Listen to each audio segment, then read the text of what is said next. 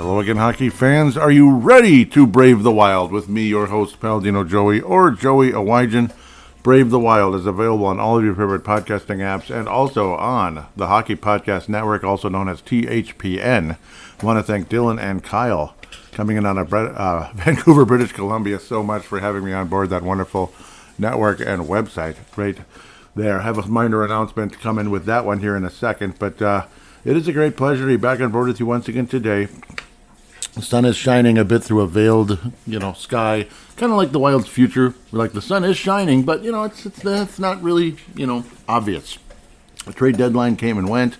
The Wild made a number of acquisitions, none of which will have you jump out of your seat necessarily, unless you like Bobby Brink enough to jump out of your seat. Okay, when he scores a goal, maybe. But yeah, well, we'll get to Bobby Brink in a little bit. This show will be a bit more on the acquisitions. I'll try not to be too game reviewy if humanly possible. Also, we could call it a minor announcement. Brave the Wild, is obviously, yes, remaining on the Hockey Podcast Network, but my particular show on the Hockey Podcast Network is going to go from what was Believe to Simplecast. Yep, we're keeping it simple, or something like that, yeah, Simplecast, but it's not official at the moment. Things are kind of stuck, kind of in between, so apologize if the show is going to be released later than originally thought. So that's one thing also as well, but I suppose with a trade deadline type of stuff, it's okay, I hope. The Wild do play Philadelphia tonight, and who knows, depending on when the show gets out there, at the time you're listening, you already know what time it's up. But just saying, depending on when this actually does make it, who knows if the Philadelphia game will already be going on or already have happened. Who knows, but that's tonight. There are 3 games to review, 3 games to preview, so to speak. Again, I'll try not to be too game reviewy and game previewy as much. There's always something to say, particularly looking at the different teams and such. But tons and tons of trade acquisitions and moves and changes and, decisions made, you could say. There's a decision made on a certain couple of defensemen from the same country that have a similar, they have a similar first name and all that, so we'll get to that. There's 2 Davids and 2 Juraceks. One Juracek is with the St. Louis Blues, and there were 2 Davids here. Well, we'll get to that in a minute. We're actually going to be playing against the team that a certain player may be on. Yeah, he just might be there, depending on if he's actually in the NHL or not. Okay, whatever I'm saying. The Minnesota Wild this past week beat the they beat the Golden Knights solidly, lost in a close one to Colorado, and trampled the Utah Mammoth. Okay, so the Minnesota Wild went up with 5 out of 6 points.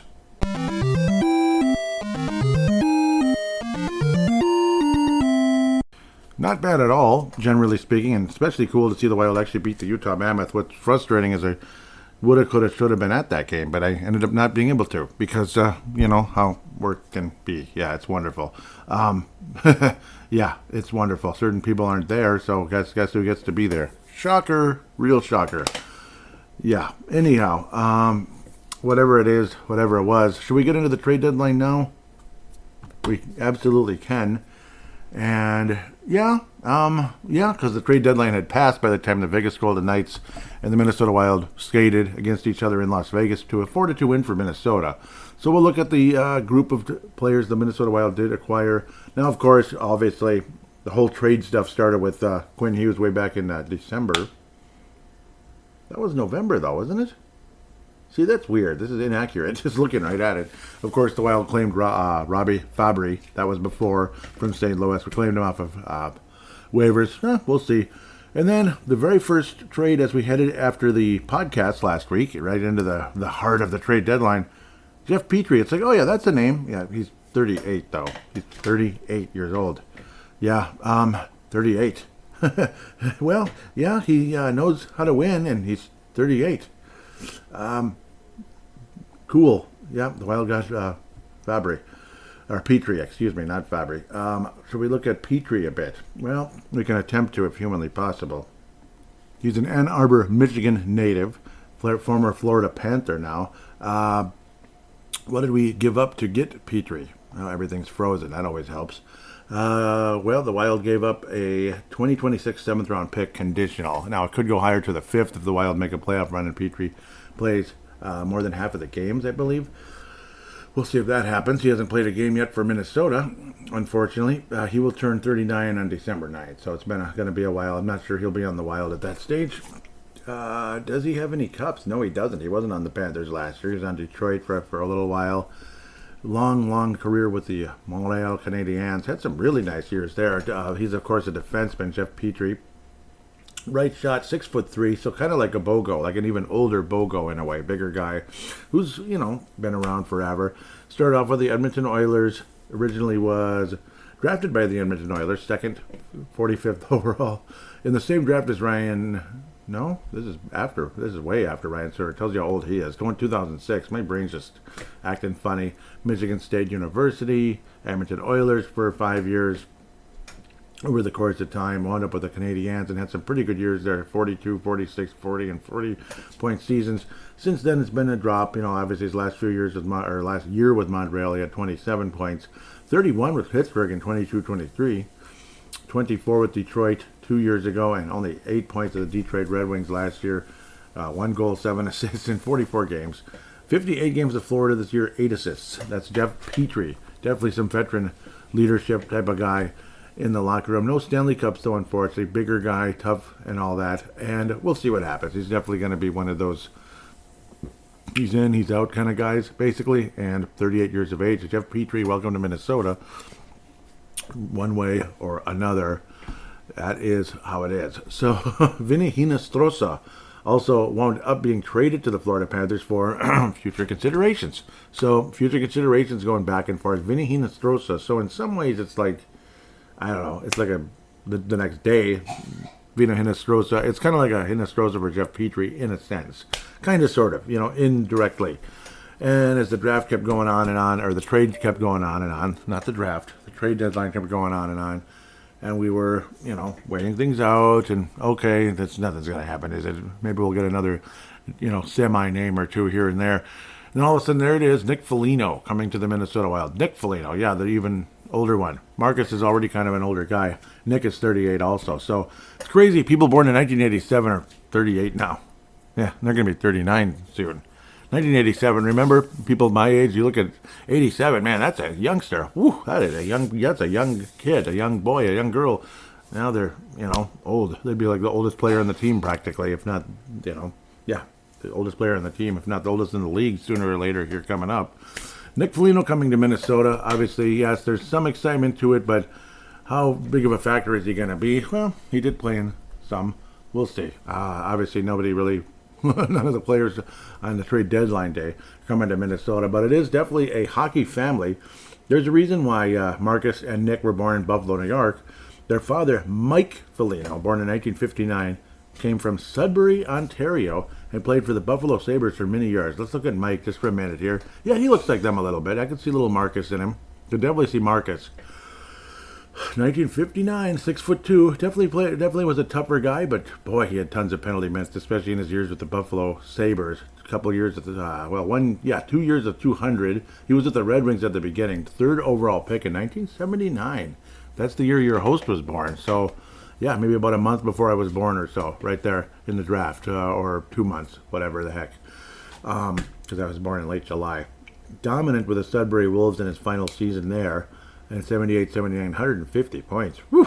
So, yep, some guys really take off, and clearly they're going to be a good NHLer. He had 71 points as a rookie with the Red Wings. That's pretty good. So, it's pretty good, even in an era when, higher scores were more common, you could say. Pads were bigger, yep. 1980 was Mike's strongest season. 1985-86, I don't know what's wrong with me. 80 points that year with 168 penalty minutes. A tough guy that could score for sure. He had 41 goals that year, did Mike Foligno. His final year would be with the Florida Panthers. 4 goals, 5 assists in 39 games. In 93-94, right about when a lot of us were buying those Super Nintendo games and having a lot of fun. You had teams like Florida, Ottawa, and all that who had just kind of gotten the league. Anaheim Ducks, and then unfortunately the Dallas Stars, not the Minnesota North Stars, they'd been turned into Dallas, and but you still had the Hartford Whalers, you still had Quebec Nordiques. It's kind of fun, teams like that. Winnipeg Jets, the original Jets, not this Labatt Blue looking nonsense that came from Atlanta. Their logo looks like Labatt Blue. It doesn't excite me much. Labatt Blue, it's just a plain Jane beer. I mean, does it get you that excited? But I guess it's your choice, and you can add stuff to it, especially if you like tomato juice like me. Lemon and tomato juice right here. Excuse me, lime for this show. Gotta have green and red for this one. That's a Timberwolves show with lemon and tomato juice. A couple years with the Leafs, nothing too spectacular. Let's get off of Mike. But figured we got to bring Mike Foligno in now that Marcus and Nick are playing together. Pretty cool. Nick Foligno started playing all the way back in 2003. Marcus started in 2007, of course. Gosh, people born in... These guys were both born the 2 years that the Twins won the World Series. Nick was born in 87, Marcus in 91. That's kind of cool. Kind of cool. Twins won the World Series. Of course, he played for the Sudbury Wolves as well, just like father, like son. Him being Nick. He's the shortest, 6 foot, 210, still a tougher guy. Doesn't have like 100 billion penalty minutes or anything, but still has a number of them. He was the 28th overall pick, number one, or first round, 2006, by the Ottawa Senators. Some decent numbers off and on, 30 points, 40 points, 47 points to the Senators one of those years. And then the heart of his career was with the Columbus Blue Jackets, a team that the Wild often struggled against, and Nick was a factor the whole time. That's where we started hearing the name Foligno, well before Marcus. You heard about Nick. 73 points with the 14-15 Columbus Blue Jackets. 31 goals that year. Good for him. 42 assists too. Strong numbers during the course of that season. Had another good year 2 years later with 51. After that, he's pretty much been a 30 to 20 point guy after that, providing defense, grit, leadership, adult in the locker room, all of that good stuff. Solid seasons with the Blackhawks the last 3 years, 37 points in 23, 24, 35 last year, only 11 this year in 37 games, 3 goals, 8 assists, but coming to a winner, as we would like to say. Nick Foligno also was a +2 this year with the Blackhawks. That's pretty good after being a -29 in his first year, but that team was awful. Awful. I mean, awful, like Dean Emerson might say. But we won't play that one now. I kind of want to, but nah. There's a lot of detail on this show. So Nick Foligno, welcome to the Wild. He's 38, and I don't know. I don't know. Kind of up there in years. The most exciting acquisition was Bobby Brink, I guess. But the problem is, as a player you traded, way too much for just a year ago, is the player acquired. That'd be David Jiricek heading to the Philadelphia Flyers. David Jiricek. All right, David Jiricek straight up for Bobby Brink. So, well, at least we got Damon Hunt back. That's been the constant conversation. The last, that has been the constant conversation. It's just, yeesh, it's frustrating. The details of the previous trade were, I'd like to see it, but unfortunately, it is what it is. So the actual details of the trade, as we're digging around as quick as possible, Puckpedia, of course, just to make sure I have everything in front of me. There was the 2025 first round pick, third round pick. It was from the Avalanche to the Wild at one point. Third round pick 2026, fourth round pick 2026, second round pick 2027, all for David Jiricek. Oh, and Damon Hunt too. So, but the Wild at least got Damon Hunt back. All that for David Jiricek. The Wild did get a fifth round pick back from Columbus, so it's kind of like a swap along the way. But yeah, wow, yeah, tough. That pick was taken last year in the fifth round. That was a tough one. So basically, the Wild traded Damon Hunt and got him back. Okay, I mentioned that already. 2025 first round pick, 2026 third round pick. 26 fourth and a 27 second round pick for Bobby Brink, basically. So just take Damon Hunt out of the list, and you get Bobby Brink. Well, rock on. He's from Minnetonka. Bill Guerin made sure, said, hey, this isn't going to be a party here, like a homecoming, and you're going to just have fun with friends and family. No, they can get their own bleeping tickets. You're here to work, so that's good. Bobby Brink is 5'8". Kind of like a certain quarterback that might come to Minnesota. Well, he's 5'10", but as a quarterback, might as well be 5'8" if you're 5'10". I mean, that's, yeah. Anyhow, Bobby Brink did play for the University of Denver. Cool. Actually, I hate Denver, but good for him because it's a good program. 57 points in his final year, which is 3 years there. Junior year, 57 points. Second overall pick by the Philadelphia Flyers. 34th overall in 2019. That was a semi-fun draft. For the most part, yes, that was Bill Guerin's No, that was, what's his name, was still the GM. Bill Guerin took over after that, not long. Bobby Brink does have 1 goal so far. We'll talk about that in a minute. Career high last year, 41 points with Philadelphia. Pretty good chance he could have got it again this year. 55 games, 26 points. Hasn't played a ton of games with the Flyers just yet, so kind of a slow bloomer, a little bit in and out of the minors a bit, for a while, but then now he's been kind of a mainstay with the National Hockey League from last year on. Last year he played a few games for the Phantoms, did very well. That's the Lehigh Valley Phantoms. That would be their AAA affiliate for the Philadelphia Flyers. So he's been in one organization so far until coming to Minnesota. Him being, of course, Bobby Brink, Minnetonka native. Unfortunately, Minnetonka lost a heartbreaker last, that was painful. I felt bad for him. That was Saturday night. And they acted kind of crappy, too. So it's a combination of things. You feel bad for him, and they did kind of act the fool a little bit, ripping their medals off, the second-place medals. Congratulations to Moorhead, Matt Cullen, and Sons. You might as well call them Matt Cullen and Sons instead of the Spuds. That's pretty much what's going on over there in Moorhead. But Cullen and Sons, yeah. But anyhow, off of that, congratulations to Moorhead, basically. Back-to-back years, isn't it? So, yeah. I think I was saying War Road was the defending champion. No, they weren't. And, eventually they did win. So, congratulations, War Road. Anyhow, yep, I felt bad for Hibbing, though. That would be Mr. Pat Micheletti's team, so that's unfortunate. They lost in overtime as well. Imagine losing a championship game in overtime. Sucks. Unfortunately, Gopher fans, we know what that feels like. Recently and in '89. Stinks. And we won in 2002 anyway, at least. Off of that, Bobby Brink, well, I guess he's the most exciting acquisition. He's got potential to be a fan favorite. Teammates definitely have stuck up for him after some cheap shots were thrown a bit off and on, getting knocked into the boards and such. Brock Faber, of all people, coming over and saying enough's enough, basically doing his best Owen Nolan impression, coming over and like, bleep you, I'm going to beat the crap out of you. And that was good. So a little bit of captaincy from potential future captain Brock Faber if it doesn't go to Quinn Hughes. It's probably going to be a defenseman as soon as the current defenseman captain retires. It'll be another defenseman, probably. That's going to be the captain, unless they just flat out give it to Kirill Kaprizov, which I wouldn't be offended by at all. By the way, let's look at the games a little bit. I'm not going to be like certain pastors where, like, I've been reviewing for 40 minutes. Now I'm going to start the sermon, and it's like, but it's going to be really long now. Oh man, nothing against church, of course. I very proudly go to church every Sunday, so. Not arrogantly, proudly, okay? Anyhow, Wild do beat the Vegas Golden Knights 4-2. Nice win for them. Everything is frozen again. Apologize for this, really I do. The Wild do beat Vegas. Vegas is only 7 games above 500 after this game. At this moment, 38, 16, and 11 are the Wild, by the way. Nice win for the Minnesota Wild. Tarasenko getting a goal. Getting kind of back in the swing of things. He'd been a little quiet of late. You're off. McCarron getting a goal and an assist in his debut. Congratulations to Michael McCarron. He is big, he's strong, and he's looking promising. So that's nice. He might be one of those overly those more positive acquisitions that'll surprise you a little bit.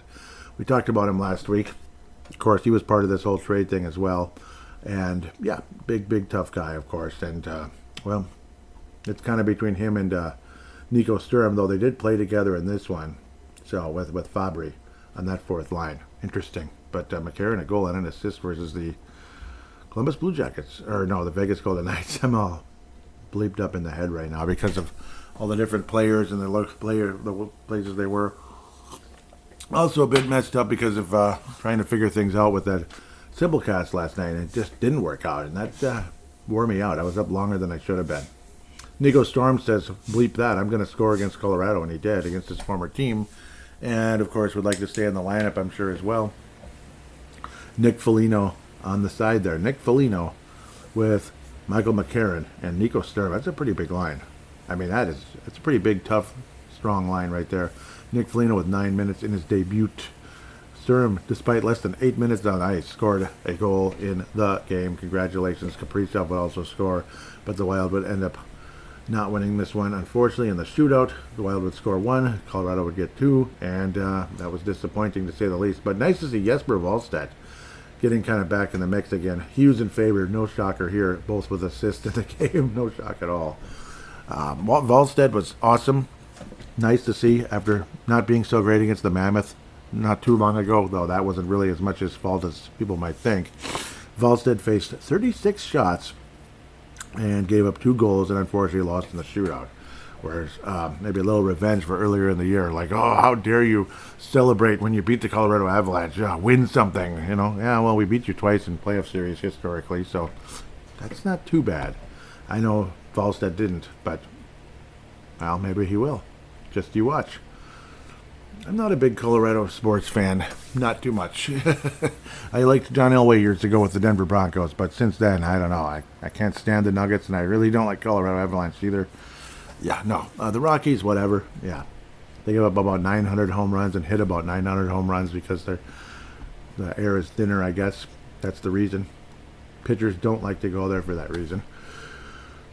The Mammoths. The Wild squashed the Mammoth. They trampled the Mammoth on Tuesday. That was fun. Kaprizov with a goal and an assist. Tarasenko with a couple assists. Those were some pretty plays with Tarasenko and Kaprizov. That was fun to watch.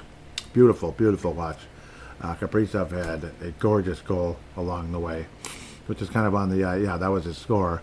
He was kind of sliding on his knees and just released it at the right angle, and it's just a gorgeous play. Yurov also a really nice one, assisted by Tarasenko. That was fun. That was a lot of fun. That was a legitimate goal. No luck involved in that one. That was just flat skill. Foligno would also pick up an assist along the way as well on that one. 11 and a half minutes for Nick Foligno now. Now, see, when I say Foligno, you don't know which one, do you? Well, it's Nick for now because Marcus has not been available. Unfortunately, Petrie's been scratched ever since. Hunt's been scratched. Sturm and Fabry were the scratches. In this game, Bobby Brink, double B, would score his first goal as a Minnesota Wild forward. He's been playing on the third line, at least at the moment, with Michael McCarron promoted to the third line, Trennan down to the fourth with Yurov and Foligno. But they played pretty well in this game, honestly.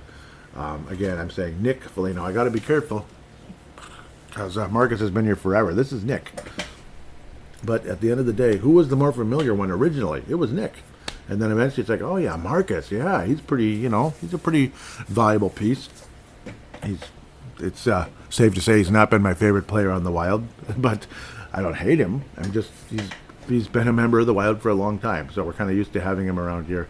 Marcus Johansson again with an assist. So again, coming out of that drought as well during the course of this week. So appreciate that. Quinn Hughes just continues to rack up points like he doesn't know what to do with them. Philip Gustafson faced 25 shots. The Wild went 5-0 as they, trample the Utah Mammoth. And that was wonderful.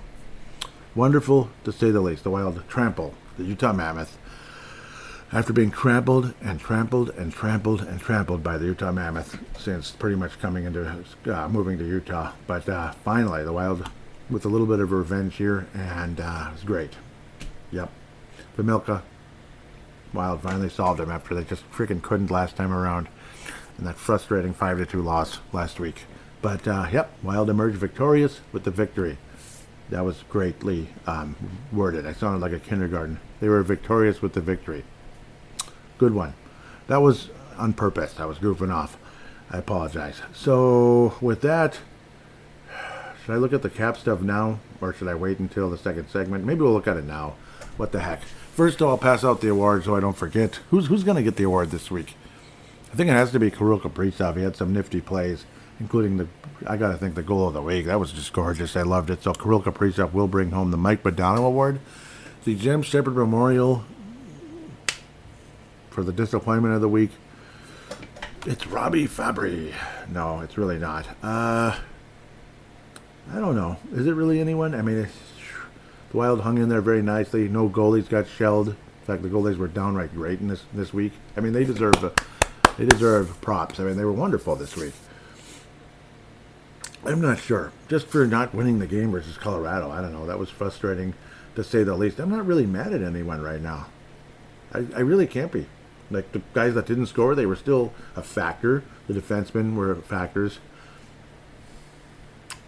I don't know. I'm not really mad at anybody. This was a nice week. It was positive, just very positive. So I'm not going to pass out for a really rare case. This must be this is like a 1 out of 50 or 100 episodes where I don't really pass out a James Shepard Memorial. So that's what I'm doing at the moment. Maybe 1 out of 50, not 100. Since it's not like this show is 2,000 episodes or anything. So we'll go that direction. We'll look at the cap real quick to look at the players that were acquired, that type of thing. We'll look at the line super fast. Top line at the moment is Ryan Hartman, Kirill Kaprizov, Matt Zuccarello, Drew Larson-Ek, Marcus Johansson, Matt Boldy. That's line 2. Danilo Yurov. Well, he's been up and down between 3 and 4, but Yurov, Tarasenko, Bobby Brink on the 3rd, supposedly. Otherwise, it could be McCarron. Otherwise, yeah, McCarron, Yakov Trenin, and Nick Foligno. Nick Foligno, number 71. Not the other guy. So Yurov has been up and down with the 4th and 3rd lines. Bobby Brink is a 3rd liner. And that's your major acquisition for all those draft picks for David Jiricek. But, yeah, the Minnesota Wild will face off against David Jiricek potentially tonight if he's on the Flyers. We'll get to that very, very shortly. Otherwise, to get to the cap, I almost closed off the the segment. I feel like I'm off today. Can you guys forgive me for that, please? Kaprizov is signed until 2034, $17 million every year on the cap. Boldy, $7 million a year till 2030. Drew Larson-Ek, 5.25 until the summer of 29. So we'll see how that goes. Tarasenko, yep, he's a free agent this summer, making 4.75.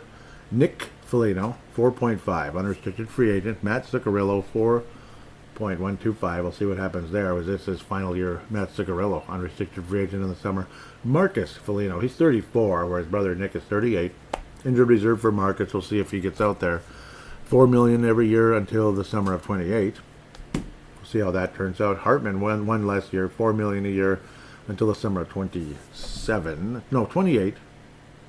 29 for Marcus. Excuse me. So no, I'm losing my mind. Yeah, Hartman is the summer 28. Foligno is the summer 29. Yeah. Okay. Yakov Trenin, summer of 29 as well, 3.5. Nico Sturm, $2 million this year, $2 million next year, and we'll see how that goes. Restricted free agent Bobby Brink with arbitration eligible, 1.5. So we'll see what happens there if we end up keeping him, or he has to go to arbitration, or all that kind of mess. Danilo Yurov, $950,000, restricted free agent in the summer of 29. But I'm guessing something will be updated in between now and then. Michael McCarron, $900,000, unrestricted free agent this summer. Marcus Johansson, $800,000, unrestricted free agent this summer. Robbie Fabry, unrestricted free agent, $775,000. So a very inexpensive 4th liner there. Obviously, Faber, he's signed until 2033 at 8.5 per. Quinn Hughes, well, that's the biggest one of all. How much is he gonna demand? Are the Wild gonna keep him? Is he gonna want to go to New Jersey? He's not going back to Vancouver. That's probably a safe bet. 7.85 at the moment. He would be an unrestricted free agent in the summer of 28. Hopefully the Wild can negotiate and sign Quinn Hughes to a long-term extension this summer. We'll see. That's the big story. Big one. Unrestricted free agent would be Jared Spurgeon at the end of next summer, not this summer. 7.575. Jonas Verdeen, $6 million per. He'd be the unrestricted free agent in 29. Jake Middleton, 4.35 a year. He would be an unrestricted free agent in the summer of 29. Zach Bogosian, summer of 26-27. Zach Bogosian, that's coming up right now. So he'd be an unrestricted free agent in the summer at 1.25 at the moment. Jeff Petrie, 7.75, unrestricted free agent. I would be surprised if the Wild brought him back, but who knows. Damon Hunt, a restricted free agent at 7.75 and arbitration eligible. Philip Gustafsson, yes, he signed until 2031. Yep, cool, at 6.8. That's not too bad, really. Jesper Wallstedt would be an arbitration eligible restricted free agent in 2028. So we'll see if we negotiate an extension before that or a bridge contract. Of course, the Parisi Suitor nonsense still goes until the summer of 29, but it's 833 for with 300 $833,333 per until the summer of 29, which adds up to 1.6. As you get the idea. 1.6 million with the 666,000 deal. So that's going to go on for a few more years. Some kind of weird bonus carryover overage as well. This year affected the Wild cap by an extra 1.1 million this year, so that'll be off the books for another lower end free agent. There's nobody buried, but we got the buyout cap charge stuff, which is always fun. So yeah, a bunch of unrestricted free agents. A lot of these acquisitions are older players, and there are some older players already on the team as well, where they would be unrestricted free agents this summer. Those names again are Vladimir Tarasenko, Nick Foligno, Matt Zuccarello, Michael McCarron, Marcus Johansson, Robbie Fabry, Zach Bogosian, and Jeff Petrie. So there you go with that. We'll take a quick break, jump into the previews, look at the prospects and such, and then talk about David Jiricek as well in the previews, I'm sure.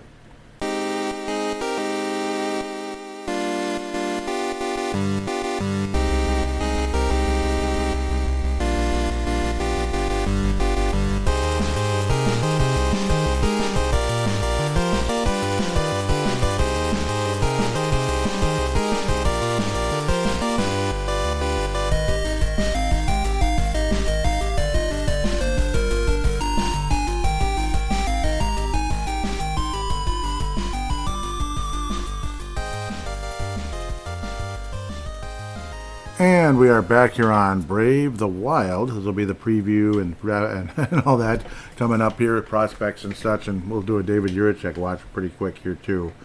Yeah, well, we'll get there.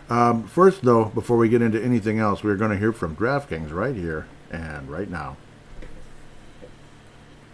DraftKings Sportsbook, an official sports betting partner of the NHL, is built for the fastest game on ice. With player props and live betting, every shift, every shot, every save gives you options to get in the game with DraftKings Sportsbook. As we want to look at some of the games up and coming, including Minnesota and Philadelphia against David. No, he's not playing on them, is he? Of course, he's on the Lehigh Valley Phantoms. What a Lehigh Valley Phantoms.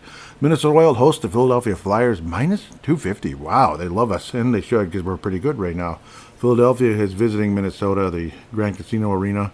Plus 205 if you really want to bet on the Flyers, which I guess you could. They haven't been playing really well, though. Edmonton at Dallas, that's an epic matchup. Dallas Stars hosting, and boy, do we want those Oilers to win this one. Dallas is favored at a minus 2.5. This would be on the money line. Edmonton is plus 105. Blackhawks at Mammoth. Boy, Mammoth are heavily favored. This is the home game, of course, for Utah. I just said that. Minus 218. The Blackhawks are a plus 180. Vegas Golden Knights at Pittsburgh. That's an interesting matchup, just for the hell of it. Minus 155, and the visiting Penguins are a plus 130. Canucks, that's a team you'd want to keep up with. Of course, we'll want to keep up with the Flyers or the Lehigh Valley Phantoms to keep up with David Jiricek out of curiosity. Oh, what were we thinking, were we? I don't know. Canucks are underdogged at home, plus 136. Nashville minus 162. That's the game. That's the later game tonight. Buffalo and Washington. That's a fun one. Sabres heavily favored, which not that long ago you'd have thought this would be the opposite. Minus 205. Buffalo. They look great though, don't they? Plus 170. And how can you not cheer for Buffalo? I mean, Carolina. Wow. Minus 290 over St. Louis. Whew, they're hosting, of course. The Blues plus 235. So yeah, some interesting lines if you like to do some betting coming up, and why the heck not, including tonight with the Wild. But anyhow, new customers bet just $5, and if your bet wins, you'll get $300 in bonus bets instantly. Download the DraftKings Sportsbook app and use code THPN. That's code THPN to turn $5 into $300 in bonus bets if your bet wins in partnership with DraftKings. The crown is yours. Gambling problem? Call 1-800-GAMBLER. In New York, call 877-8-HOPE-NY or text HOPE-NY. Connecticut, call 888-797777 or visit ccbpg.org on behalf of Boot Hill Casino and Resort in Kansas. Wager tax pass-through may apply in Illinois. 21 plus in most states. Void in Ontario. Restrictions apply. Bet must win to receive bonus bets which expire in 7 days. Minimum odds required. For additional terms and responsible gambling resources, see dkng.com/audio. Limited time offer. Copyright 2026 NHL. All rights reserved. Dada. So thank you so much, DraftKings and THPN. Well, the Wild will play against the Philadelphia Flyers, and we're going to jump into David Jiricek immediately. So, David Jiricek this past year with the Minnesota Wild played in 25 games and had 14 penalty minutes. Anything else? Nope. 25 games. Skill, shot. Well, he can't skate real well, unfortunately. Last year with the Minnesota Wild, 6 games, 1 goal. All right. Yeah. Iowa, not even a single flipping goal in 27 games, 7 assists. He was a -1, which isn't really that bad, considering how awful that team was. So that's actually kind of semi-encouraging. With Iowa this year, David Jiricek finally got to 10 points way at the very end there. 24 games, 2 goals, 8 assists, 10 points, -15. For the Lehigh Valley, I keep calling it wrong, Lehigh Valley Phantoms. I'll get it right one of these days. Frickin' Lehigh Valley. 1 game, 1 goal, but a -1. Damn it. So there must have been 2 goals when he was on the ice. Come on, man. Just kidding. 6'4", 204. Yeah, he looked more like Dumba after the pectoral injury, not before. I'm sure his shot was stronger than Dumba's after the pectoral injury, but the production about the same, unfortunately. Dumba was very promising, and after that, not so much. Well, we'll see what happens with David Jiricek. We'll be monitoring David Jiricek's career for the next 15 years, probably. Just out of curiosity, considering how much we gave up. And yes, I'm kind of obsessive sometimes about that. It's like, man, we got Bobby Brink, though. 3 games, 1 goal. Hey, he's done as much for the Minnesota Wild as David Jiricek has done for the Lehigh Valley Phantoms. Yeah, what do you think of that? We'll show those Philadelphia Flyers. As for Columbus, well, off of that topic quickly we go. 3 games to preview, and I'll try to do it briefly without too much babbling. Philadelphia Flyers are coming to Grand Casino Arena. This is a homestand. This is 4 games. It's not 3, it's 4. Philadelphia, New York, Toronto, and Chicago. It is 4. That's what I thought. I'm like looking at this. This is 4. Yep, and I am prepared, believe it or not. Flyers are 30, 23, and 11. Of course, no David Jiricek. We'll see if he skates with them ever. He probably will at some point. Injury report for Minnesota. Marcus Foligno, left winger, injured reserve. The Wild said on March 3rd that Foligno was week to week. That doesn't sound too good. I don't know what's going on there, but somebody does, and we're not supposed to, I guess. The Flyers injury report. Injured reserve back for Ryan Ellis, defenseman, as of March 11th. Rodrigo Abdul's injured reserve, the Flyers said on Wednesday, Jan 21. Fractured right ankle. So he's out at least 2 months from then. That's, that would go right up to St. Patty. So have a little Guinness for me, I guess. Tyson Forster, right winger. He's been out since December 1st. Retroactive to, not retroactive, but the report on December 17th, he underwent successful surgery on his arm, will be out for 5 months. Yikes. Sounds like a shoulder injury. It's got to be, right? 5 months, that's a shoulder injury for Tyson Forster of Philadelphia. Sorry to hear that, Tyson. Hope you're recovering nicely and thoroughly. So, to the Philadelphia Flyers we go. The comparisons and such. Minnesota in goals, 8th. Philadelphia, 23rd. Power play, the Wild are 4th. The Philadelphia's got the worst power play in the league, 32nd. Yet they have a winning record. Go figure. Goals against, the Wild are 5th. Philadelphia's 7th. Penalty kill, the Wild are 20th. Philadelphia's 21st. So misery loves company there. The Wild stay out of the box pretty well, 29th penalty minutes, but Philadelphia's at the 7th most penalty minutes. Philadelphia did beat the Wild in a frustrating early game in the season back in October, 2-1 in overtime. This one would be the rubber match. Hopefully the Wild can split the series and get it done. At least the Wild got a point. We would officially win the series technically in the point department at the very least, if that was the case. The Wild would have 3. Philadelphia would have 2 if we win in regulation. Philadelphia's kind of been back and forth, win-loss, win-loss, win-loss. 3-2 in their last 5. Minnesota's also 3-2 after getting edged by Colorado. Frustrating loss by St. Louis 5 games ago at the start of the month of March, but pretty good since, generally speaking, beating Tampa, Vegas, and Utah, respectively. So, if humanly possible, we can continue. If humanly possible. Dan Vladar has been pretty good in net, to be quite fair. In 38 games, he's 20-11. That's good. 2.52 goals against average with no shutouts. Very consistent.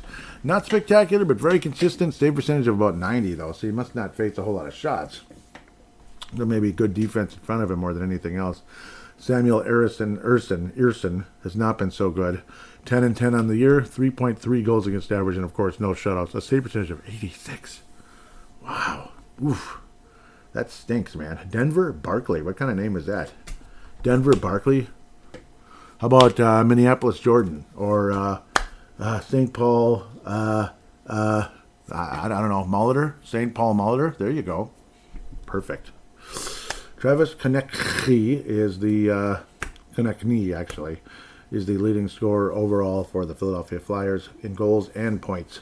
24 goals, 58 points to lead the way. Trevor Zegras, 22 goals, 31 assists on the year, 53 points. Tippett's been pretty valuable forever. 21 goals, 18 assists for 39 points. Bobby Brink had 26 in 55. 13 goals, 13 assists for him. Forrester, of course, got that shoulder. Nick Steeler, former Minnesota Wild player, big third-pair defenseman, 62 games, 2 goals, 6 assists, and a -5. Gotta like Nick Steeler. I liked him when he was here, and it's kind of sad to see him go. But it's one of those. It is what it is. Former Calgary Flame, Garnett Hathaway, in 53 games. 1 goal, 1 assist. That's miserable. Oh, I mean, that's miserable. Ooh, it's depressing. Like, just, jeez. 53 games? Ugh. Anyhow, I got to think the Wild are going to kind of semi-win the season series here with a, we'll say it's fairly low scoring, 3-2 victory, 3-1 victory, something along those lines. I'm going to say 3-1. I like the way the Wild goalies have been playing of late. Most likely guy to score in this game is going to be Bobby Brink. Bobby Brink is going to get a second goal for Minnesota against his former club. Those kind of things happen all the time. New York Rangers, who've been... Yeah, I'm hitting the wrong button. Oh, that's so damn annoying. Who've been ultra disappointing this year. 26, 30, and 8. They were disappointing last year, too, though. Even with gold medal coach there, Sullivan, still struggling. Injury report for the New York Rangers. Matt Rempe has been out since Feb 20. Undergo a procedure, and his thumb will be placed on injury reserve. So that's never fun. Thumbs are kind of important for stick handling. JT Miller has been a name that had been floating around trade talk conversation forever. Placed on injured reserve as of March 3rd. No other information there. Taylor Radish. Injured reserve, March 8th. He will not play in the next 2 games in order to attend his father's funeral. Okay, so that's, that's what they call bereavement. So God bless you, Taylor, and I'm sorry to hear of your father's passing. So... They'll probably, I don't know. Yeah, he'd probably play for Minnesota, or against Minnesota, excuse me. The Wild did beat the Rangers way back on October 20th. Well, actually, we've been playing this team, these Eastern Conference teams, way back at the beginning of the year. Kind of splitting those games. This is the rubber match. Hopefully the Wild can pick up the sweep. Rangers have won 2 in a row and 3 out of their last 5, including 6-2 over Philly and 4-0 over Calgary a couple nights ago. 3-1 win back in October 20th. If I already said that, I apologize. The Rangers are 26th in goals, they're 8th in power play. That's pretty good. Goals against their 19th. What the heck? That's weird. Penalty kills 22nd. Penalty minutes, they are staying out of the box pretty well. 27th in penalty minutes. So good for them. As we attempt to move forward here to look at some of their numbers. Zabinajad, has 61 points in 63 games, 27 goals, 34 assists. Panarin hanging around. Apologize here. Nope, he got traded to the Kings. So when he was on the Rangers, he had 57 points. We'll get off of that. Czeck staying in New York though, 49 games, 43 points. Czeck did not come to the Wild, obviously. Only 12 goals on the year, but a good face-off guy and a gold medalist, baby. Alexis Lafreniere with 42 points. JT Miller, 38. Adam Fox, one of the better defensemen, but he missed his time. 37 games, 31 points, 27 assists. Pretty good numbers there. Carson Soucy, former Wild player. He got traded to the Islanders, though, right? So, yep, he's on the Islanders, but he had 8 points in 46 games before that. Lots of movement around this time of year. Igor Shesterkin, yep, respected and looked on as one of the best goalies in the NHL. 20 wins, 12 losses, 91.3 save percentage with 2 shutouts. Jonathan Quick is still playing. He's been up and down, though, at best. Goals against average of 3.05, 5 and 15 on the year. It's just like almost a guaranteed loss when he's in the net. Yet he's had 2 shutouts. So he's had a couple of great ones, but then just 3 other losses that weren't shutouts, or 3 other wins that weren't shutouts, excuse me. And Quick definitely should be retiring soon. I don't know what he's waiting for. Another one of those goalies that played way too long. Jonathan Quick was awesome, but he's been playing way too long. I don't know, man. That's overstaying a little bit. Toronto, it'll be a back and back type of deal. Saturday and Sunday, so the Wild will be working all weekend, right? TNT on Sunday night. Get your TNT going one way or another if you can. So, original six hockey here. The Rangers, the Leafs, and the Blackhawks, all original six. Philadelphia was in the second six with the North Stars and other clubs along that course of time. Berube and Co., very disappointing. 8th place in their respective division. 27, 27, and 11, so completely 500 there for the Maple Leafs. Berube, though, I can imagine the frustration in Toronto. Chris Tanev is the only guy on the injury report there. March 4th, underwent core muscle surgery. Sounds like sounds like Spurgeon. Will miss the remainder of the season. Remember that? You kept hearing about core muscles with Spurgeon. So Chris Tanev will miss the rest of the year. A defenseman for the Toronto Maple Leafs. The Wild beat the Maple Leafs on Jan 19th, 6-3. Can the Wild sweep the season series? I would hope so. Toronto, things have been unraveling, and I think Berube is probably about to get fired. I'm not rooting for anybody to get fired. I like Berube, and I loved what he did with the St. Louis Blues in 2019, but, well, that was 7 years ago. It's kind of going the opposite way in Toronto, unfortunately. And they have some talented players there, and there's always pressure. It's the biggest city in Canada, and there is constant pressure there. They haven't won a cup since 1967. It's crazy. It's crazy to imagine. Crazy to imagine. Teams like Florida have won 2 cups more than Toronto since then. Think about that, how meh Florida was until just the last couple of years or 3 years or so. Whew, sucks for that, man. It does. Yeah, it'd be nice to see Toronto get their heads out of somewhere one of these years and do something special. I'd like the Wild to do it first, though. Goals, Toronto is 17th. They are 21st on the power play. 31st in the league in goals allowed. Oof, second worst in the league. Penalty kills third. I don't understand that. Just like Colorado. The most goals ever, yet the worst penalty kill. What? And in this case, the most goals given up, yet the third best penalty kill? What the hell? In the 26th, they're good about staying out of the penalty box as well. So, penalty box. Penalty shot, as they would say in Blades of Steel. I don't know what to tell you. William Nylander, 60 points in 48 games. Good for him. Definitely can get it done. Austin Matthews, 52 points in 49 games. He has 26 goals. Matthews hosing up those medals. Matthew Nyes, the former Gopher.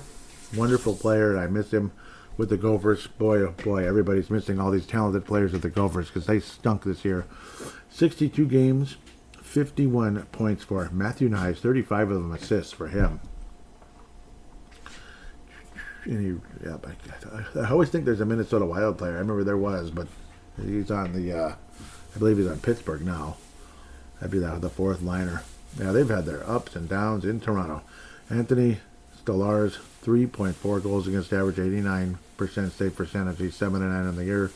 Joseph Woll, 13 wins, 11 losses, save percentage of 90.4, and a goals against average of 3.09. Dennis Hildeby, he's kind of been he's been coming in to replace one of these other guys in some of these games. He's arguably the best goalie they have. He's 5-6 on the year, 19 games, 13 starts. So he's been replacing the goalies. 2.9 goals against average and a 91 save percentage and a shutout. Woll did have 2 shutouts, by the way. Good stuff. Okay, but anyhow, very winnable game. This reeks of a trap game, though. Like one of those stupid games where Toronto's like, enough, we're going to stop losing. Why do I have a funny feeling this is going to be like a stupid like overtime loss or something? Like an ugly, weird game, like 5-4.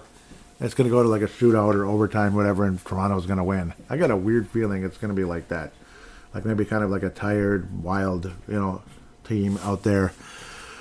Boldy will score two goals against the Maple Leafs, and I think the Leafs win this game for some reason. I got a weird, creepy feeling that this is going to be a Toronto night. Unfortunately, 5-4, ugly game.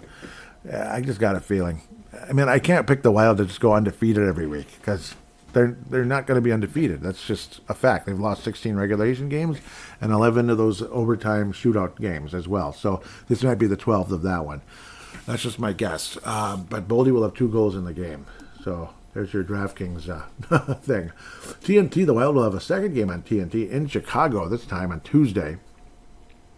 Yep, so we'll see how that one goes at the end of the day, the season series, this and that. You wish it was fun and exciting. Sometimes it is. Sometimes it's frustrating. Oliver Moore, yep, Minnesota native and everything. He is on the injured report. They said on March 10th that Moore will miss a significant amount of time due to a lower body injury. Maybe a strained or broken ankle or something. That's just my guess. Shea Weber is still playing. Holy cow. It's crazy. And he's on the Blackhawks. He's been out since October 6th. So, October 6th. That's a long time. You know what his injury is? He's old. Really old. The Wild do lead the season series 2-0. This is the third game of the season against these two teams. And March 19th coming right up here. We're playing the Blackhawks again. I believe it's next Thursday. Yes, that's the next game after this. It's a back-to-back kind of type of thing. They'll both be in... Nope, this one's in Chicago, and then the next one will be in Grand Casino. The Blackhawks did win their most recent game after losing 3 in a row to Winnipeg, Vancouver, and Dallas, respectively. They did shut out the Utah Mammoth. Interesting. So the Mammoth have a couple shutouts against them recently. Blackhawks are 27th in goals, 20th on the power play. Goals against, they're 22nd. They're number 1 in the league in the penalty kill, like mediocre North Stars were before they left, and Wild, when they were an expansion team, were kind of like that. We'd have the best penalty kill in the league. Penalty minutes, they're 13th. They get a good amount of those. Unfortunately, they have the 13th most penalty minutes. Blackhawks 24, 29, and 11. It's not like they're atrocious, but they're not that good. Connor Bedard in 51 games at 60 points. Good for him. 26 goals, 34 assists. Tyler Bertuzzi, since signing there, has been solid. 27 goals to lead the club. 47 total points, but he's a minus 21. Teuvo Teravainen, yep, the former Carolina Hurricane, with 13 goals, 18 assists, and 31 points. Just kind of mediocre numbers. Ryan Donato with 14 goals as well, 27 total points. Former Minnesota Wild player and popular guy. Oliver Moore with 5 goals and 14 assists, 19 total points for him. Good for him. Nick Foligno was there with 11 points. Yes, we talked about him before. Goaltender Spencer Knight. Spencer Knight, he's been good, honestly, in 42 games. Spencer Knight, the Florida Panther, phenom goalie when he came in the draft and all that, and they just never played him because they signed Bob to a 10-year contract or something. 16 wins, 18 losses, 2.62 goals against average. That's pretty respectable for the Blackhawks. Save percentage just under 91 and 3 shutouts. So again, and once this Blackhawks team gets some of their other bleep together, they're going to be good, as long as Spencer Knight doesn't get old first. You know what I mean? So there's always that fear. But if this Blackhawks team can get their bleep together, watch out. And you never know, even this might be a loss, as Chicago's been a pain in the butt for the Wild at times. They've scared us a few times. The Wild did escape in shootouts and overtime this year. Both wins, but the Blackhawks did collect 2 points to the Wild's 4, despite that, which is kind of funny. Overtime win for Minnesota. So, yep, Chicago's definitely gave the Wild a hard time in both of these games. I believe the Wild trailed in one and led in one, and then they, either team came in a furious rally, and then the Wild would win in the end. On November 26th, it was an overtime win for Minnesota. On January 27th, there's a shootout win for Minnesota. This one in Chicago, and the next one in St. Paul. Okay, so you get the point there. What's going to happen here? Should it be another overtime victory for Minnesota? What the heck? Why not? Why not? Let's keep the trend going. The game winner will go. The game-winning goal in a 4-3 win is 3-2. It'll be lower scoring this time around. 3-2 win for Minnesota. Overtime goal, not shootout. Is going to go to. I think Boldy's going to have a really good week. It's the March of Boldy, remember? And this is on St. Patty's. Maybe the Blackhawks will wear green, and they probably will. I know the Bulls do that a lot in Chicago on March 17th, so happy St. Patrick's Day right here. No Patrick Kane anymore. He's on Detroit, of course. So Patrick, happy St. Patrick's Day, Patrick. Laddie, sorry. Is there going to be a pot of gold in Chicago, or will it be Minnesota? I'm thinking it's Minnesota at the very end, and the Wild get the victory in Minnesota. This will be in Chicago, though. Sorry. The goal scorer in overtime, who will get the pot of gold in the end, will be Boldy. Boldy will be Goldie. Once again, Boldy. Will get the overtime winner in the Wild. Get their third extra time victory against the Blackhawks this year. They will not be very happy in Chicago, but it happens. At least they'll get a point. So don't fret too much. Anyhow, we'll get off of that. The Wild get the win. Yes, the Wild get the win. Prospects quickly here, as time constraints continue to constrain me and put a chokehold around my neck at times, which I don't enjoy very much. Wouldn't it be nice just to record without knowing I have to be somewhere soon? God, I'm sick, especially if it's bleeping work. Who? Raise your hand if you like going to work. Anyone? Put your hand down. Shut up. You don't want to go to work. Give me a break. Anyhow, well, I mean, yeah, you want to pay your bills. I know. Duh. But it'd be nice to work from home sometimes. Okay, what am I looking at? Who's Nadinov? I don't have time for that. He's having a hell of a year, though. Damn it. Another bleep up there. But, pardon my French, if that's humanly possible. Iowa Wild, well, they just keep winning games, which is surprising. It's been wonderful. Nicholas Aube-Kubel with 27 points to lead the way. May, who had his 16th goal the other night. Oscar Olesen is only 22 years of age. A nice little free agent signing. He's been a nice minor leaguer. Quad A guy, though, so far. David Spacek. The Wild kept the right David. We didn't get the right Juracek, but we kept the right David, it looks like. The Wild, that was the decision I was talking about earlier, but here we are now. David Spacek is still with Minnesota. Juracek is not. So the Wild heard some of us, and they probably saw the same thing. As a famous quote from Mike Zimmer once was, see the game? Or you saw that, yeah, did you see the game? Yeah, or games, did you see the season?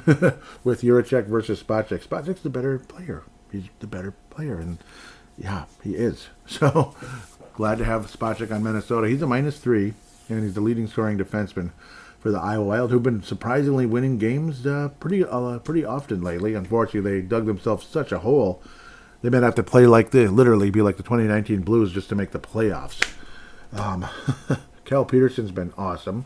25 games. He's been way better than earlier in the year. 2.67 goals against average. A save percentage of just above 90. But then you have William Russo, who's been a wonderful story coming from the Iowa Heartlanders. He's 2-3 on the season, 2.38 goals against average. No shutouts, and he's been that consistent. 92.3 save percentage. He's been a part of this stretch run for the Iowa Wild to put them semi back into playoff conversation, which, again, still sounds a little silly. What are the Iowa Wild's chances of actually making the postseason? I don't know. Slim to none still, but we'll probably get back to that in a moment here as we wait for that to load, and I continue to press the wrong buttons, which I do oh so well. Whereas, Jack Pertz at 14 points. He's a -14 on the year.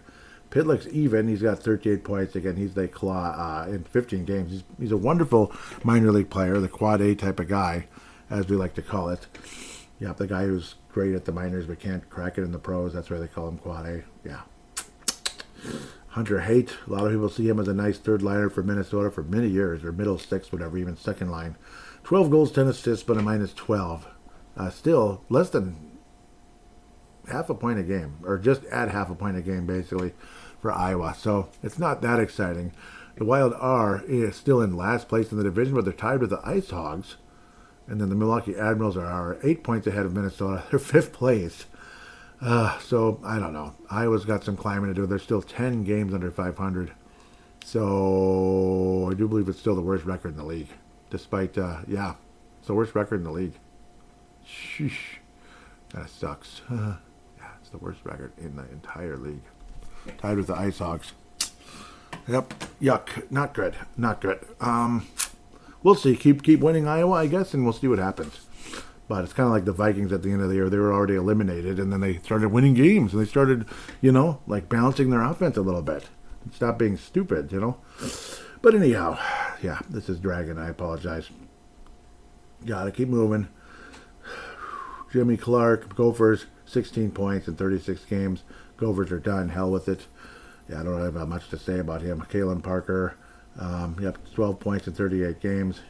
With Michigan Tech, these are, of course, prospects of the system. Aaron Pionk, 10 points for the University of Minnesota Duluth.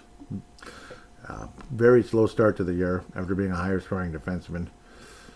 Rasmus Kumpalainen, with now 16 points for the Iowa Heartlanders in 24 games. Not spectacular numbers, but at least he's doing something. So, yeah, he was demoted. Charlie Stramel. I've been saying Stramel, but it's Stramel. A chance to win a national championship and then come play for the Iowa Wild at the very least. Probably won't play for Minnesota, but he could possibly. But maybe the bottom six type of area was probably a little too deep to bring in Charlie Stramel, but we'll see. 44 points in 34 games for the national power known as Michigan State. Look at just a couple guys here very quickly. I've always talked about Woodsky. I kind of like him. A save percentage of almost 91, despite a goals against average of 3.5 in 34 games for the Moose Jaw Warriors. Again, I always say he's facing a firing squad there. That's what's happening. So, when your goals against average is that high, your save percentage is 91, you're facing a trillion shots. So, that's my take on that. Kiviharu, that'd be Aaron Kiviharu, now with a career high. Congratulations. In 44 games, he has eclipsed last year's numbers in 8 less games. 6 goals, 11 assists. Good job, Aaron Kiviharu. Hopefully he can continue to develop, but developing pretty slowly in my opinion, and not impressing too many people. Unfortunately, Ryder Ritchie, who is a right-shot right winger playing for Boston University now, with 16 points in 35 games. That's not exciting too many people either, but he's got time to grow at the age of 19. Dustin Kipke, who would be an older college player at 20, 13 points. He's a left-shot defenseman, after dominating for the Victoria Royals in the WHL before. I'm almost a point-a-game guy. He's about a third of a point a game in college, unfortunately. 13 points in 34 games there. Carter Klippenstein, a tough guy who might be a fan favorite someday if he comes up to Minnesota. Tough guy for sure. 38 games for the Brennan Wheat Kings, 28 points. He has reached last year's totals in 20 less games. So that's a step forward for sure. Lirim Amadovsky, thank you very much. Right shot, right winger. 19 years of age, of course. Recently in December, he turned 19. Definitely career high here. 46 points versus 32 last year. 25 goals, 21 assists for the North Bay Battalion in the Ontario Hockey League. Adam Bennick, who likes to rack up points and assists and everything. 42 games, for the Brantford Bulldogs. 68 points, 26 of them goals, and he's a plus 17. But all at the junior level. Theodor Holkvist, a whole lot of, these Euro players, especially Sweden and Finland, the numbers usually just don't jump out at you at all, other than they're low, always. 30 games. This is at you could call it the AAA level in Sweden. 3 assists in 30 games. At the pro level, in 8 games, he had 1 assist. So, it is what it is.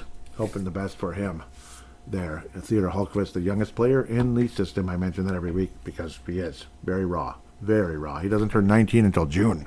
That's a young guy. So, with that, we'll take a quick break and return to fan interaction.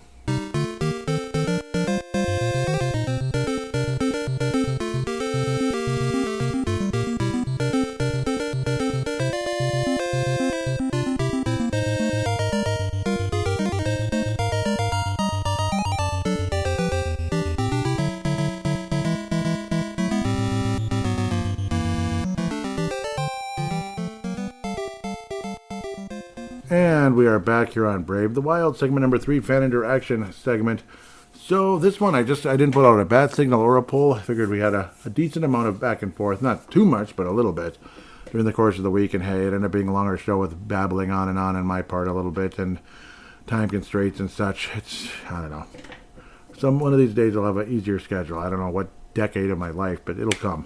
Anyhow, I was saying how Juracek is gone already. Michael Russo, the Wild acquire Bobby Brink, and send prospect David Juracek to the Flyers, and so on and so forth. And Mr. Derek Prelska of the Crease Assist podcast at Crease Assist. And great show. You absolutely want to check it out if you haven't yet. It's got Derek, Kalisha, Teresa, and Steve. They do a great job on that show. Highly recommended. Don't forget about this one, but do make sure you check out that one. Derek's comment on the Juracek deal for Bobby Brink. Not a big surprise. It just wasn't a fit here, although I really wonder if he'll fit in anywhere. He has some skills, but he has some significant hindrances like the skating, right? Any organization that acquires him has to have patience. As for Brink, he needed a change of scenery. Yep, and hopefully that change of scenery is a positive one at the end of the day. And Mr. Bill Guerin is saying, yeah, he's here to work, not to, have a bunch of friends come over, and watch the games and such. And they hang out, party, whatever the hell. Nope, you're here to work, not to bleep around. So, agree with that. And yes, hopefully this change of scenery is good for Bobby Brink. Juracek, yeah, I don't know. I don't know, as Bill Guerin might say. What was wrong with Bill? What was wrong with David Juracek? What happened? I don't know. Pretty much. So, yes, I wonder if he'll fit in also. Yeah, it's the skating, but he's got the skating seems to be an issue. That's just a huge hindrance. Definitely hurt some other potentially good players along the way as well. Like, oh, here he comes. This guy's, wow, the Wild made the trade of the century for a guy that can't skate. That's again with, what was his name, many years ago. What ended up being the Brent Burns, Charlie Coyle trade all those years ago. Was that 2011, right? Around there. I don't see it. Oh, yeah, Zach Phillips. Yeah, he couldn't skate, right? Wasn't that the complaint? And then how many games did Zach Phillips play? Let's see. I don't see anything. It's empty. Number one, a first-round pick. Yes, 28th, but he didn't play a freaking game. It's just, the only guy the Wild got out of that was Jonas Brodin. Yes, we got Nick Steeler, too. Same draft. But, he's like a third pair. The third pair, and he's played about half the games Brodin has. Despite the fact Brodin can't even stay healthy. That tells you something. But anyhow, next. Let's keep rolling here for the sake of time. Sorry, I'm so out of sync a bit today, and I need to be better. I will say that 1,000 times. What's going on here? Okay. Yep, I was excited about the upcoming episode here with Crease Assist. He was saying this one will probably be what was I talking about? Oh, yeah, which trade acquisition needed help the most? And he was saying this one will probably be discussed maybe at the end of all the trade discussions. My script is pretty full already. Honestly, it's pretty crazy. And yep, and that's part of it as well.